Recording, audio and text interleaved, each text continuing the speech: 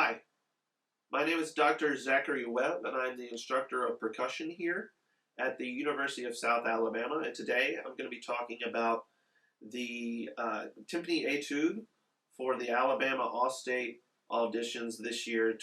This is 2021/2022.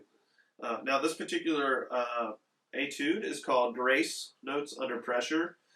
And it's called that because there are a lot of grace notes throughout the piece, which you don't always find when you're looking at Timpani pieces.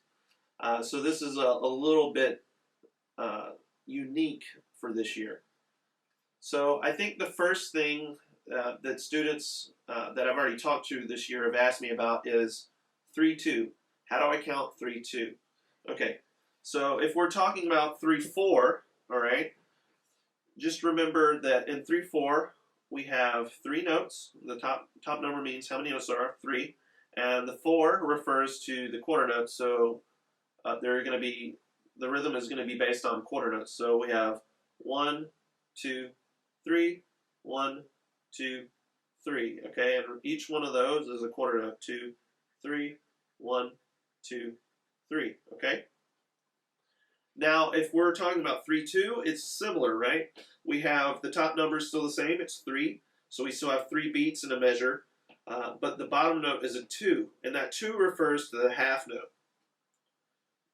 So instead of this being 1 quarter, 2 quarter, 3 quarter, it's now 1 half, 2 half, 3 half. Okay? So we're going to have kind of room for a lot more rhythmic variety in the measures based on a half note instead of just a quarter note. So if we look at the first measure, you know, we have a dotted half, so that's going to take the place of 3 quarter notes, and then a quarter, and then a half note. And that all adds up to equal 3 half notes. So we have 1, 2, and 3, okay? So just kind of regroup, and instead of thinking of everything based on a quarter, think of it and how everything fits together with a half note. And that is the best, kind of the best way to approach it.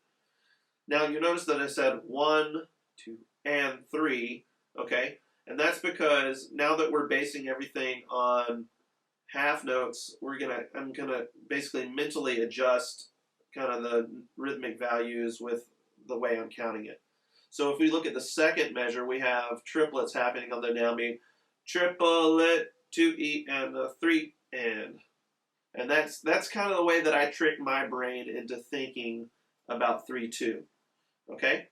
Now, because there are a lot of grace notes in this piece, I have found that using a slightly harder mallet is going to be a lot more beneficial in performance. If you're using something that's a little too soft, it's going to be really hard to hear the grace notes effectively. So you need to use something that's going to be a little bit more clear.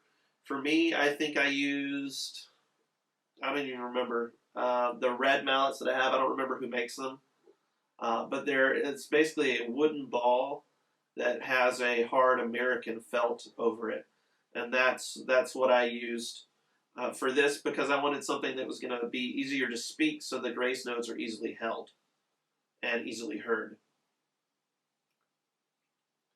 So if we're just walking through the piece, I think of this piece in sections, and that's kind of how I worked on it. The first section goes through the first 2.5 lines basically and stops at the double bar. The important thing for me in this section to kind of convey, other than, you know, the rhythmic values need to be there, is that it's mezzo forte. Okay, I think when we're playing this, at least when I was playing it, I wanted to play a lot stronger than was needed. You know, I was looking at this and I was like, oh, I'm really going to play this, so I was playing strong, and it was just too strong. I was playing more like forte. I think you can be more relaxed here in this opening section and kind of just play at a comfortable volume and a comfortable height. It doesn't have to be overplayed so that later on you can play stronger. So just make sure as you're playing through this first half that you're kind of at a comfortable volume. The other thing I'll say is that you need to make sure that you're aware of where the grace notes are throughout this entire piece. So for example, in the last measure on the first line, We have the B flat that has a, you know, there's a flam on the B flat on beat 1. Beat 2, the grace note moves to the E flat, whereas the primary note stays on the B flat. And then on the last beat of the measure, we have both the G's are played. So the high G is the grace note, and the low G is the primary note. So just be aware of that, and I'll point some of those out as well as we go through the rest of this. So we get all the way through. Let's say we go to the double bar. We get to the double bar. This is measure 10. We want to make sure that we back off here because it's mezzo piano, right? So just try to think a little bit lighter, a little bit lower, a little bit softer, okay?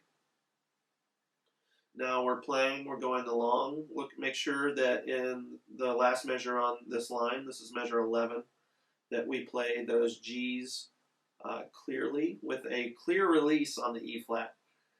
I think one of the other things you need to be kind of working towards is getting clear grace notes, but also making sure that their release is clear. And then we keep going, keep going, keep going. Make sure that we crescendo through bar 13 to beat the and of 4, basically. And that in measure 14 we drop down to piano. Okay, this so far this should be your softest dynamic. And then when we get to kind of measure 16, all of this I play with straight sticking. Is that right? No. Okay, so measure 14, I didn't think that was right. Measure 14, if we look at this measure, we're going to play rest, right, right, right, right, left, left, right, left. Okay, so I'm putting basically a flam tap on the first set of eighth notes, and then a flam tap on beat 3, followed by 2 single notes. And the reason I'm doing that is because the grace note for beat 3 actually starts on that B flat drum, and then you move to the G for the primary note. So that's just the way that works. Now, if we look at measure 16, I play all of that pretty much straight, sticking, right, left, the entire time. Now, when we get to measure 17,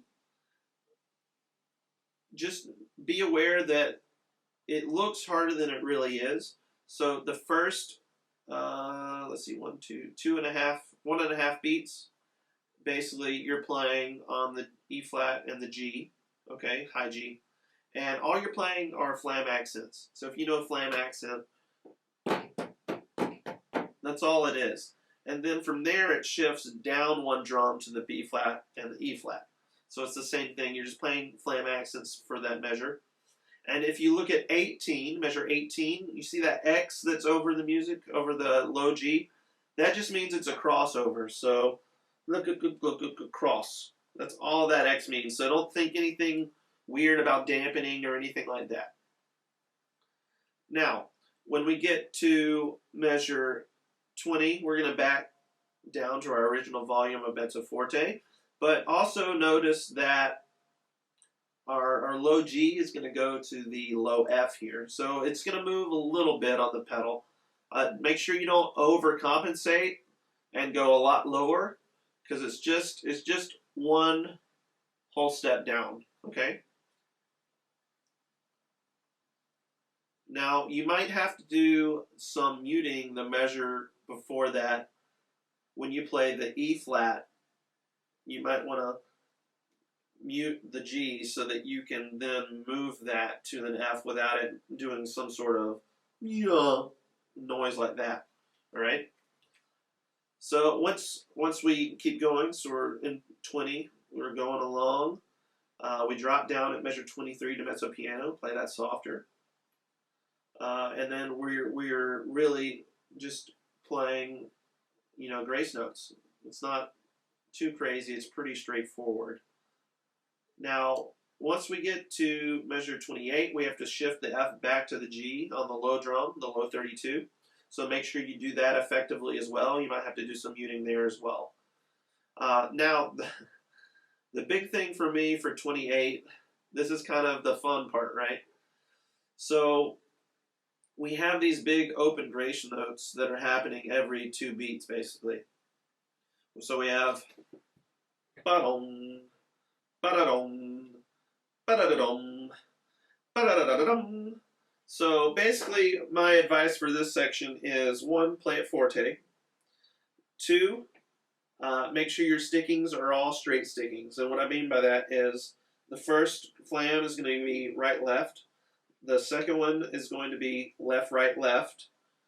The third one is going to be right, left, right, left. And then the fourth one, which happens on the downbeat of measure, let's see, 27, 28, 29, 30, is going to be right, left, right, left, right. Okay? We don't want any weird double stickings in this because it's not going to come out on these drums. You need to make sure it's clear as possible, and to make it clear as possible, you just need to single stick all of that.